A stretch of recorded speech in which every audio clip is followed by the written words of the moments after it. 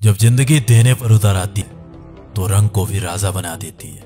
मोहल्ले के cricket player को मुल्क का सुपरस्टार बना देती है। और जब वही जिंदगी छीनने पर उतर आई तो पहले पहचान, फिर विश्वास और अंत में जगह छीन लेती है।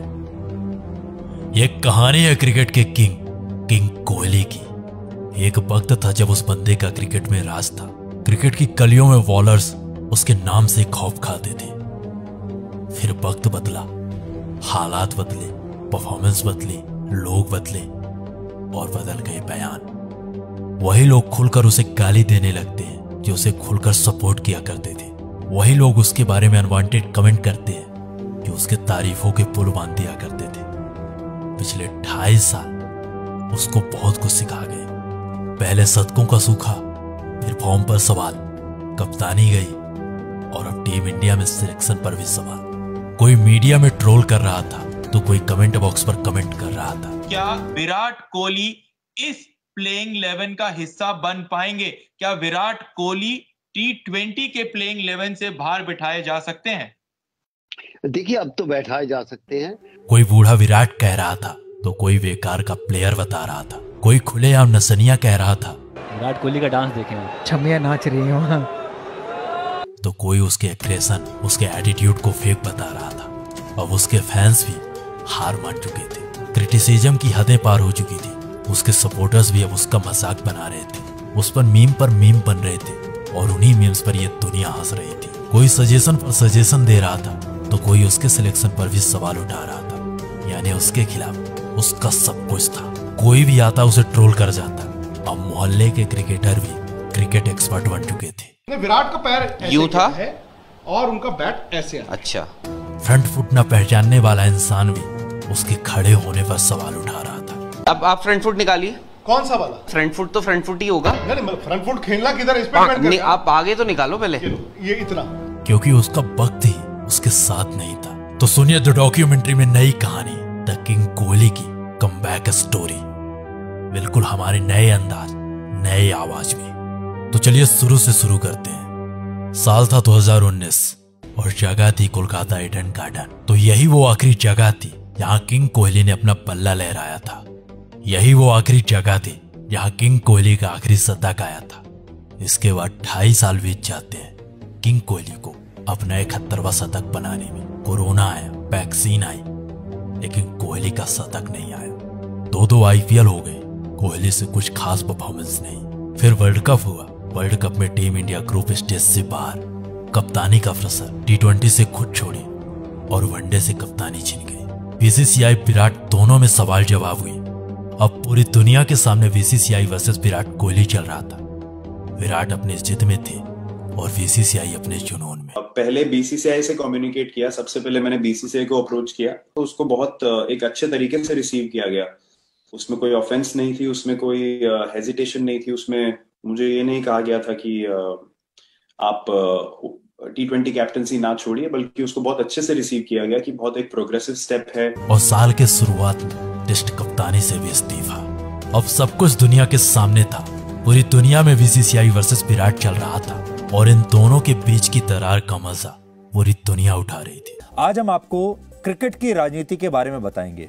आपको लगता होगा कि क्रिकेट सिर्फ एक खेल ही तो है, लेकिन इस खेल में भी राजनीति का खेल चलता है। आज विराट कोहली ने एक धमाकेदार प्रेस कॉन्फ्रेंस करके क्रिकेट में चल रहे राजनीति के खेल को सबके सामने उजागर कर दिया। विराट कोहली ने कहा कि उनसे वनडे टीम की कप्तानी लेने से सिर्फ 1.5 घंटे पहले BCCI ने उन्हें इस बात की जानकारी दी थी कि वो अब वनडे टीम के कप्तान नहीं रहेंगे। अब सब कुछ दुनिया के सामने था और इन्हीं सवालों के बीच में विराट के परफॉर्मेंस में गिरावट आई। अब तैयारी होने लगती है विराट के रिप्लेसमेंट की। कोई श्रेयस को सजेस्ट कर रहा था तो कोई सूर्या को। जितनी मुंह उतनी बात थी, लेकिन अब भी सबके सामने एक ही सवाल था, आखिर कौन करेगा विराट को रिप्लेस? कौन देगा वो विश्वास जो पिछले कई सालों से विराट कोहली पूरे भारत को देते आ रहे हैं? कौन बनेगा नए भारत की नई पहचान? कई सजेशंस मिले, कई सिलेक्शंस हुई। अब पूरी दुनिया मान चुकी थी कि उसकी कहानी खत्म हो चुकी है। कई साल बीत चुके थे उसके आखिरी शतक को। क्रिकेट पंडितों का पूरी तरह से भरोसा उठ चुका था।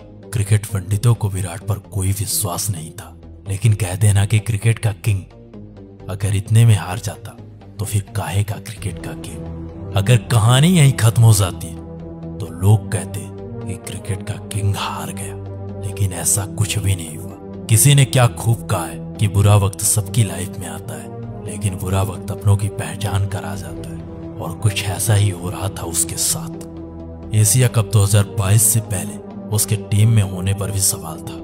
लोग उसके सिलेक्शन पर सवाल उठा रहे थे, उसके सिलेक्शन को भारत की कमजोरी बता रहे थे। इसलिए मेरा मानना है कि अगर सूर्य नंबर 3 पे बल्लेबाजी करते हैं तो वो बेहतर रहेगा एज कम्पेयर टू की विराट कोहली। लेकिन कप्तान और टीम मैनेजमेंट को अब भी उस पर भरोसा था।